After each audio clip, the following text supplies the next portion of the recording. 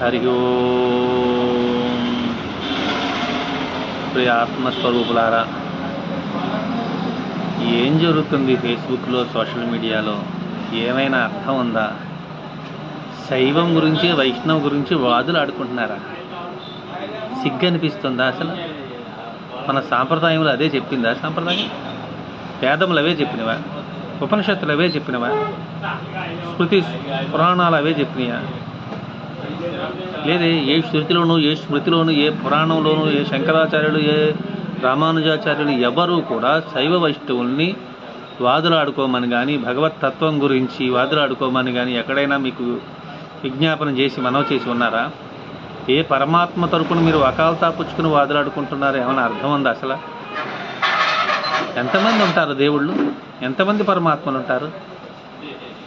ఎవరెవరికి ఏ ఏ కార్యక్రమాలు? సర్వాంతర్యామి, సహస్రాక్షి, సహస్రపాద్, సహస్రశీర్ష పురుష అని వేదం ఘోషిస్తూ ఉంటే, అనంతమైనటువంటి శిరస్సులు, అనంతమైనటువంటి రూపములు కలిగినటువంటి పరమాత్మకు, నిరంజనుడైన వారికి, నిర్గుణుడైన వాడికి ఎవరి గురించి మీరు అంటే ఎంతమంది పరమాత్మలు ఉన్నారని మీ ఉద్దేశం? ఒక వైష్ణవులో ఒక పరమాత్మ సెపరేట్గా ఉన్నాడని కానీ, శైవంలో ఒక పరమాత్మ సెపరేట్గా ఉన్నాడని కానీ ఏవైనా ఎక్కడైనా ఆధారాలు ఉన్నాయా? లేదే. అందుకే భగవంతుడి గురించి మాట్లాడాలంటే కనీసం గీతా జ్ఞానం అన్నా ఉండాలి. భగవద్గీత కించిదీత గంగాజలలవ కణికాపీత సకృదపి మురారి సమర్థి. ఇంతైనా భగవంతుని అర్చించి భగవంతుని తత్వాన్ని అర్థం చేసుకునే ప్రయత్నం లేదే. ఫోటోల కోసం, వేషాల కోసం దెబ్బలాడుకుంటున్నారా? బొట్లు పెట్టుకున్నారా, బొట్లు పెట్టుకోలేదా, అడ్డబొట్లు పెట్టుకున్నారా, నిలువు బొట్లు పెట్టుకున్నారా, చుక్కలు పెట్టుకున్నారా?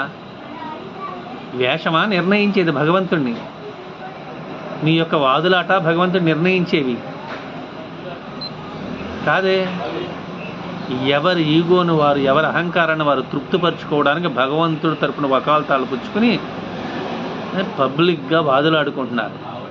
ఈశావాస్యమిదం సర్వం యత్కించ జగత్యాం జగత్ తేన త్యక్తేన భుంజీరా మా గృధ కశ్యధనం. ఈశావాస్యం చెప్తుందే శుక్ల యజుర్వేదం నుంచి యాజ్ఞవల్క్య మహర్షి. ఈశ్వరుడు సర్వము వ్యాపించి ఉన్నది ఈశ్వర శక్తి. ఈశ్వరుడు అంటే మళ్ళీ రూపాలు కాదు, ఒక మహాశక్తి, సర్వానికి ఆధారమైన శక్తి, సర్వము వ్యాపించి ఉన్నది. వ్యాపించడం అంటే నీతో ఎప్పుడు, అన్ని ప్రదేశాల్లోనూ, అన్ని కాలాల్లోనూ, అన్ని అవస్థల్లోనూ వ్యాపించి ఉన్నదే. అటువంటి శక్తి గురించి నామరూపాలను ఏర్పాటు చేసి దెబ్బలాడుకోవడానికి సిగ్గు అనిపించట్లే?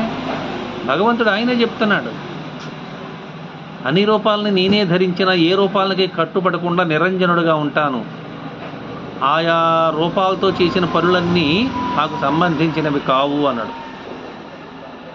కర్తృరాజ్ఞ ప్రాప్యతే ఫలం, కర్మకిం పరం కర్మ తజ్జడం. మీరు చేసిన పూజలు, పునస్కారాలు ఇవన్నీ కూడా భగవంతుడు ఏదో స్వీకరించేసి మిమ్మల్ని అనుగ్రహించేస్తున్నాడు అనుకుంటున్నారా ఏమిటి? ప్రారంధం అవశ్యం అనుభోక్తం. మీ ప్రారంధాన్ని అనుసరించే జరుగుతుందంతా కూడా. మీ సంకల్పాలు కూడా బుద్ధి కర్మానుసారిని, మీ యొక్క పురాకృత కర్మలను అనుసరించి బుద్ధి వెళ్తుంది. దాని ప్రకారం మీ చేత కర్మలు చేయబడతాయి. తదనుగుణంగా వాటి యొక్క ఫలితాలను మీరు అనుభవిస్తారు సుఖదుఖముల రూపంలో. ఇందులో పరమాత్మకి ఏమిటి సంబంధం? భగవంతుడు వింటున్నాడు. మీలో ఉన్న భగవంతుడు, మీ బయట ఉన్న భగవంతుడు, అందరిలోనూ ఒకటే ఆత్మజ్యోతి ప్రకాశిస్తూ ఉన్నది. కానీ ఒక దీపం చుట్టూ పెట్టిన రంగురంగుల చిమ్నీల నుంచి రంగురంగుల కాంతులు వెదజల్లినట్లు, కానీ ఆ కాంతి వెనకాల, ఆ రంగురంగుల వెనకాల ఒకే దీపం ఒకే కాంతితో నడుస్తోంది. కానీ మీకున్నటువంటి గుణాల రంగులను బట్టి బయటికి వెదజల్లే రంగులు మారుతున్నాయి అంతే. శైవ వైష్ణవులకి భేదం చూడకండి. అసలు భగవంతునికి రూపాలకి లింక్ పెట్టి నామరూపాల్లో ఉన్నటువంటి విషయాలు, నామరూపాలు అశాశ్వతములు. నామరూపాలనే శాశ్వతం అనుకుంటే ఒకప్పుడు శివుడు గెలిచినటువంటిగా పురాణాలు ఉంటాయి, ఒకప్పుడు విష్ణువు గెలిచిన పురాణాలు ఉంటాయి, ఒకప్పుడు శక్తి గెలిచిన పురాణాలు ఉంటాయి, ఒకప్పుడు గణేశుడు, అందరి మీద ఉంటాయి. అవన్నీ వాళ్ళు ధరించిన రామరూపాలు. ఒక్కొక్క వేషాన్ని వేసుకుని ఒక్కొక్క కార్యాన్ని వాళ్ళు నిర్వర్తించారు. ఆ కార్యం పూర్తయిన తర్వాత ఆ వేషాన్ని విసర్జించారు. అజ్ఞానుడే ఆ వేషాలను భుజాన్ని వేసుకుని దానికోసం వాదులాడుకుంటున్నాం. ఆ వేషం వెనకాల ఏ పరమాత్మ ఉన్నాడో ఆ పరమాత్మని ధ్యానించండి. నామరూపాలను పట్టుకుని వేళ్లాడితే ఏమవుతుంది? ఒకరికి ఒకరి పట్ల ద్వేషం వస్తుంది.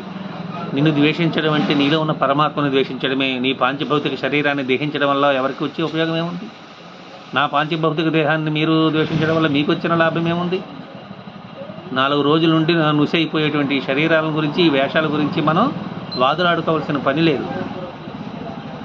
కానీ ఈ ఉపాధులు వెనక ఉన్న పరమాత్మ ఒక్కడే, ఒకే రూపం, ఒకే కాంతి, ఒకే శక్తి, ఒకే చైతన్యం. చతుర్ముఖ దేవేంద్రేషు మనుష్యాశ్వ గవాదిషు చైతన్యమేక బ్రహ్మాత. అది గుర్తుపెట్టుకోండి. కాబట్టి నామరూపాల పట్ల, నామరూపాలని ఆసరా చేసుకుని అజ్ఞాన చిత్తంతో వాదులాడటం మానండి.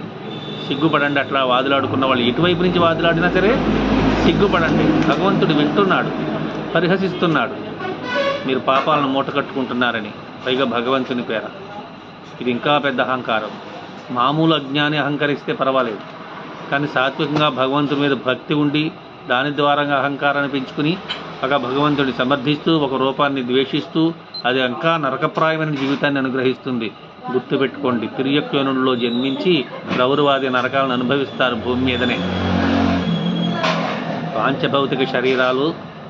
పాంచభౌతిక శరీరాలతోనూ త్రిగుణాలతోనూ ఏర్పడినటువంటి రూపాల గురించి వాదులాడుకోకండి. సర్వం కల్విదం బ్రహ్మ, ఒకే బ్రహ్మము, అనేకముగా ఉంది. ఏకం సత్ విప్రా బహుదా వదంతి.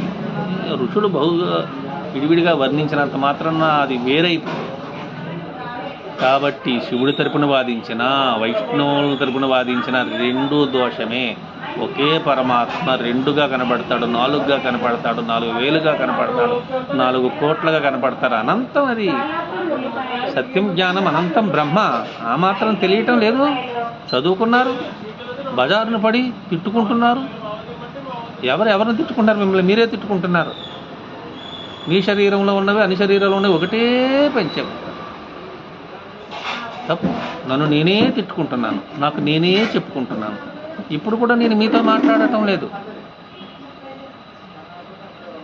ఎందుకంటే మీ వాదులాట నా కంటికి కనపడిందంటే, నా ఇంద్రియాలకు తెలుస్తున్నదంటే, ఓహో, నా ఇంద్రియాలు విశ్వవ్యాపంగా ఉండి ఒకదాన్ని ఒకటి వాదించుకుంటున్నాయి అన్నమాట.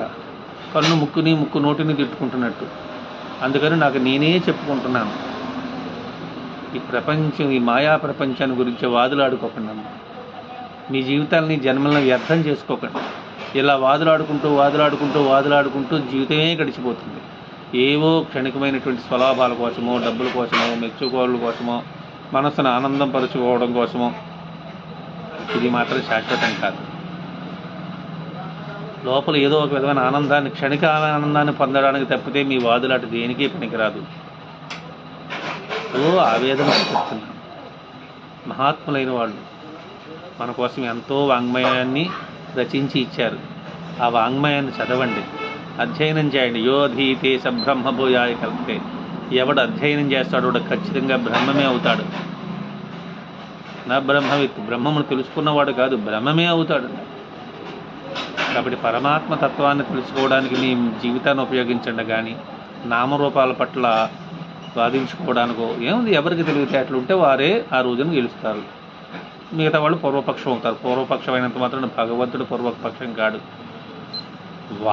ప్రతివాది పూర్వపక్షాలు అవుతారేమో కానీ భగవంతుడు పూర్వపక్షం కాడు కదా. హరి ఓం తత్సత్.